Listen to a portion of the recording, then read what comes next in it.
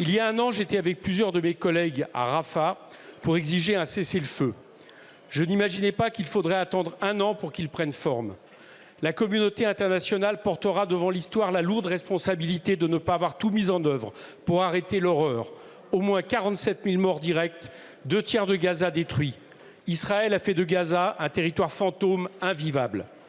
Avec le cessez-le-feu, un fragile espoir renaît, quoique bafoué à plusieurs reprises à Gaza comme à Jénine. C'est un espoir pour les otages israéliens, les prisonniers palestiniens, les populations palestiniennes, mais aussi israéliennes. Mais depuis samedi, nous savons pourquoi Trump a imposé un cessez-le-feu. Pour appliquer le projet de Netanyahou, pour en finir avec les Palestiniens à Gaza, pour annexer ce territoire à Israël et pour réduire à néant tout espoir d'un État palestinien. Cette seconde Nakba qui verrait le déplacement d'1,5 million de personnes en Égypte et en Jordanie serait une infamie. L'Égypte lui a opposé un non ferme.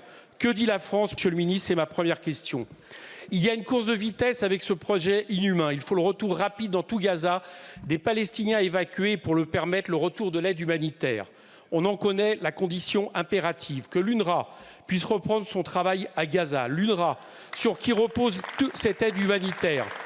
Après avoir affaibli à Gaza, Israël veut demain en finir avec l'agence à Jérusalem et en Cisjordanie au prétexte d'une complicité de ses membres avec les crimes du Hamas, prétexte infirmé par une mission mandatée par Mme Colonna.